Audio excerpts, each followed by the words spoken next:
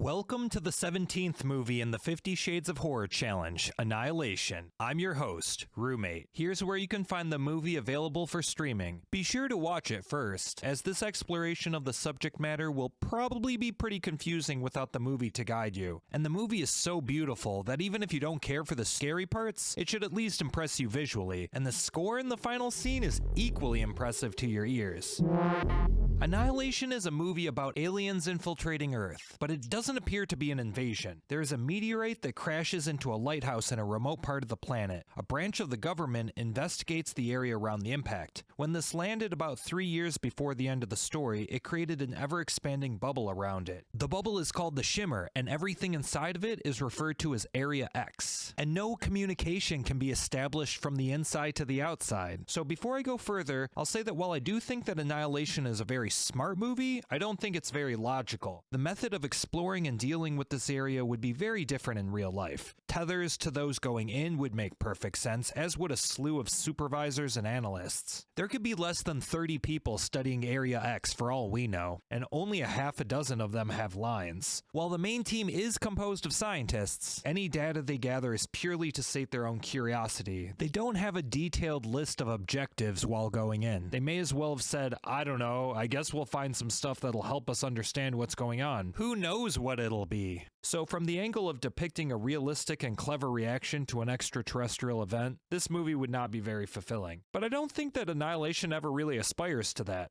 It was made to talk about purpose, passion, nature, presentation, desperation, creation, and of course, how those all relate to the fear of annihilation. The story is using some of the vocabulary of more technical science, but it's not looking at science for its own sake. It's using it to find metaphors to explore its philosophical concepts. Take, for instance, the movie's multiple references to Henrietta Lacks, both by describing the HeLa cells in Lena's lecture, and by having Lena read The Immortal Life of Henrietta Lacks. To briefly describe HeLa cells, they are cervical cancer cells taken from Henrietta Lacks without her knowledge or consent in 1951, about 8 months before her death later that year. As an immortal cell line, they don't deteriorate when they replicate, so they'll never die from old age. Over 50 million tons of these cells have been used in over 60,000 scientific studies since then, and Henrietta's family is currently suing Thermo Fisher Scientific for profits made off of everything from polio vaccines to cancer studies. So the movie wants to bring up this concept, but why? Well, for one, it shows the effect on the global ecosystem that a single spontaneous mutation can create. It also points a light at the line between humans and other species. Because while the HeLa cells are certainly human in the sense that they originated from within a person, they are remarkable for the way they behave differently from most human cells. They also call attention to the possibility of immortality within people, which Lena seems particularly fascinated by. This shows the central drive to Lena's character. While she does have romantic ambitions, I believe that her attraction to Kane is centered around their future family together. It could be unfair to say that, as it isn't explicitly in the movie, but it makes sense to me in the context of everything else. In most scenes before she enters the Shimmer, she is shown either wanting to get laid or getting laid. Coupling that with her preoccupation with immortality, I think it's safe to say that her ultimate goal is to start a family with Kane, thereby prolonging her own existence at a genetic level. Her romantic desire for Kane is inextricably linked to her genetic programming to couple with a suitable mate, which goes into my next point. But to do that, I'll need to spoil the end of the movie. If you come this far but you still want to watch it and be surprised, then go give it a watch. The alien species has infiltrated the Earth successfully, based on what I see from the ending. Area X is set on fire by the mirror of Lena. After everything within the Shimmer is broken down, Lena and Kane embrace, both indicating that they continue to be transformed by their time there with the color shifting of their eyes. So the question is, why would the aliens break down the Shimmer? For me, it seems like Area X has served its purpose. I assume that the point of the Shimmer was to integrate the entity with the Earth's ecosystem. It experimented,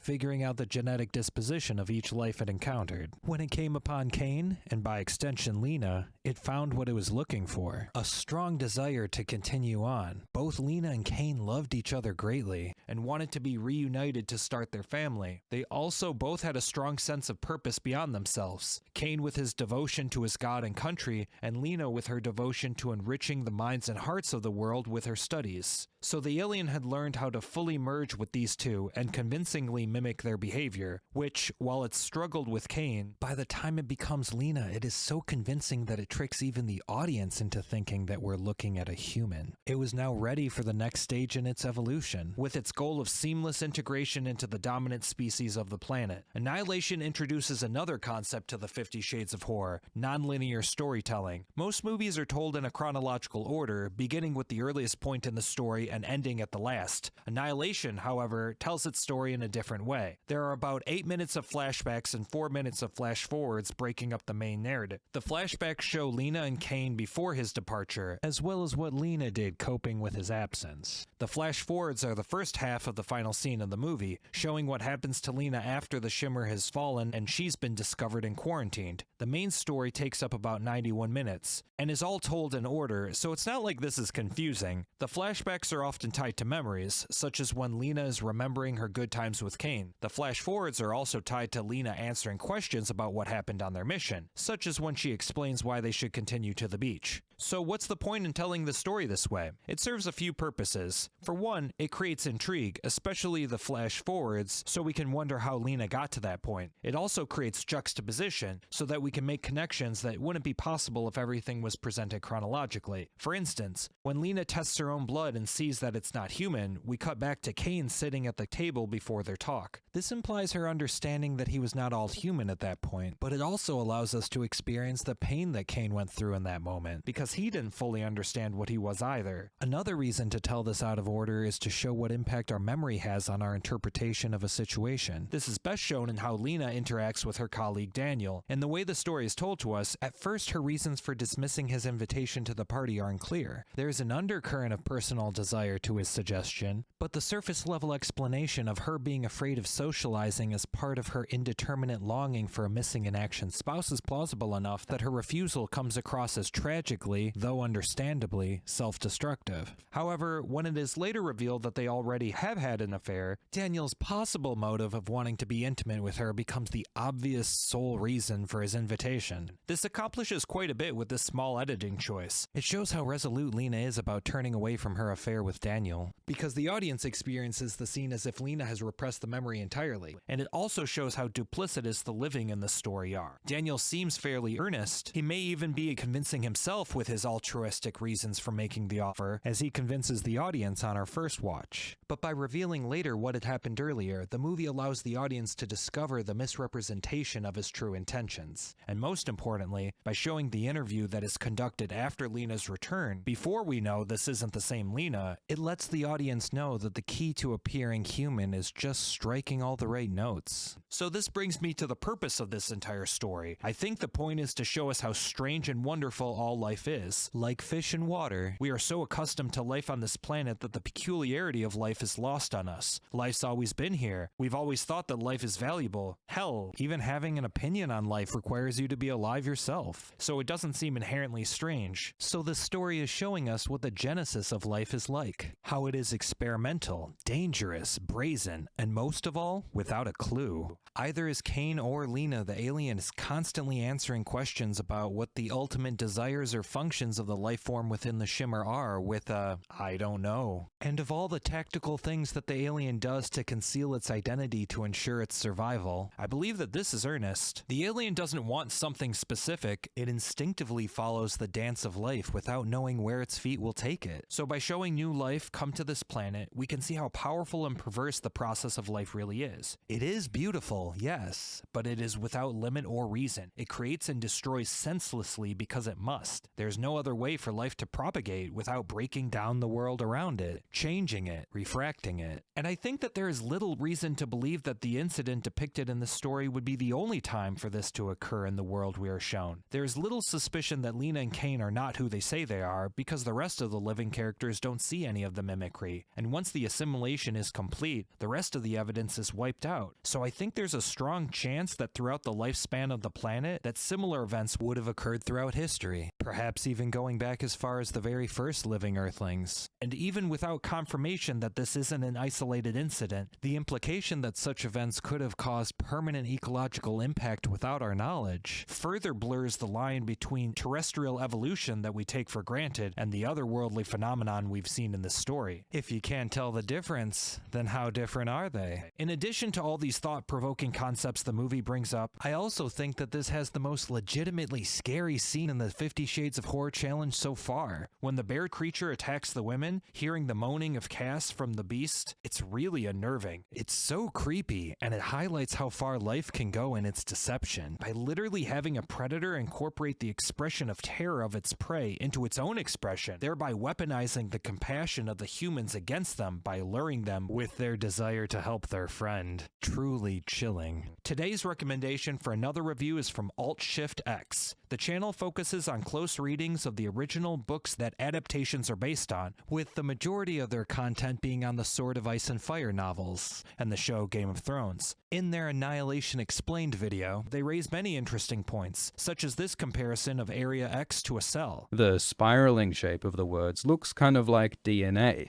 and the border is like a cell wall, a membrane, so the whole area seems kind of like a biological cell, which lends itself to the cancer metaphor, a tumor growing on the world. Go check the description for a link to their video. Next week's video is gonna trade science for magic. Get out your 4-leaf clover and follow the rainbow, because we'll be watching Leprechaun Back to the Hood. Here's where you can find this movie from 2003 available for streaming. See you next Saturday, and be sure to keep your hands off Lep's gold.